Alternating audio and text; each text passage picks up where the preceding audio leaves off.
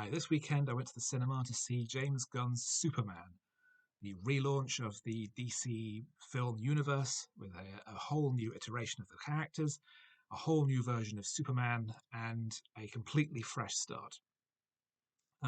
We pick up the story 3 years after Superman has revealed himself to the world, going around doing good, and most recently, uh, attempting to prevent a war in Eastern Europe or the Middle East or somewhere between two countries. And there is controversy about Superman acting unilaterally on matters of international importance.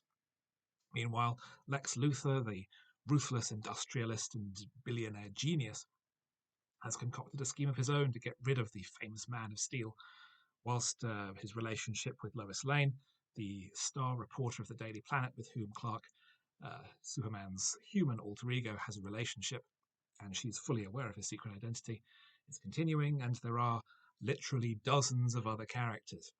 Um, I've noticed in the past that ever since the first Superman feature film in 1978, I'm not counting Superman versus the Mole Men, which was the pilot for the 50s TV series, which for some reason got a minor theatrical release. But ever since that first Christopher Reeve film, every successive Superman film has been worse than the one before. The original Christopher Reeve film is a masterpiece. It is a benchmark for comic book movies. Superman 2 is very, very good. Superman 3 is highly entertaining. Superman 4 has its moments and is very heartfelt and sincere. Superman Returns, after a near 20-year gap, is fairly dull and plodding. Man of Steel is deeply misguided. Batman vs Superman is horrifyingly atrocious, horrifyingly atrocious, and Justice League is a total mess. Finally, we have a Superman film that is better than the one before it, and I would rank this between Superman 4 and Superman Returns. It's quite seriously flawed, but there are many, many virtues, and the most prominent one is the tone and the portrayal of Superman, which is exactly right. He's much more of a natural, relaxed character than the Christopher Reeve version. He speaks more idiomatically, I noticed, but is still very much the good-hearted fighter for truth and justice and all that's good in the world, regardless of the consequences. And David Corenswet as both Superman and Clark Kent, I feel really gets to the heart of what's so appealing about the character, why that character works so well and has endured for almost 100 years. And the tone of the film really matches that. It has a light, um, friendly tone. It's deliberately trying to be optimistic and positive and looking outward and forward in a way that feels very different from the previous iteration, which was very glum and downbeat and seemingly pointlessly miserable. The downsides of this version, though, are that it is massively overstuffed.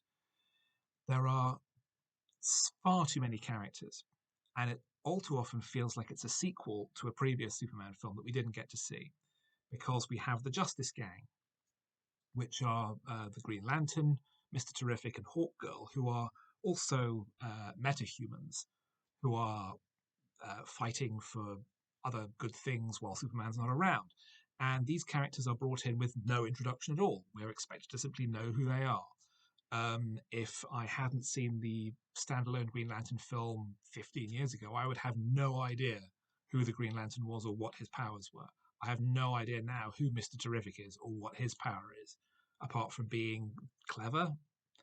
Um, there are a lot of story threads. There are a lot of things constantly happening in the movie, and it really is far too complex and um, far too busy for its own good.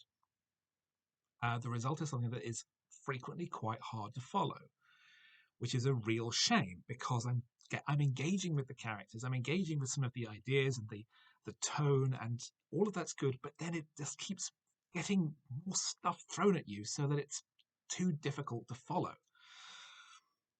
Ultimately, I don't think it's a failure by any means. I think that the things it does well, it does very, very well. And the things it does badly, it does quite badly, but not disastrously so. The good definitely outweighs the bad. It is a huge step in the right direction for DC. They've generally got Batman right in the past with the Tim Burton version, Christopher Nolan version, and certainly the Matt Reeves version. Superman has been a stickier one to manage because he's so alien as a character. This film generally gets that right, and I think if you get that core right, for the most part, everything else follows. And I think had James Gunn been more disciplined, had been willing to shave out things that had been maybe too much, maybe over egging the story, it still feels fairly brisk at 2 hours and 10 minutes, including credits. It could either be a bit longer or have a bit less in it. Instead, it tries to cram in far too much in too short a time, and the center won't hold as well as it should. It is a good move. I'm optimistic for the future of the DC movies, but next time we need a Spider Man 2, an improvement on the original where everything gets refined, because this again might cause problems.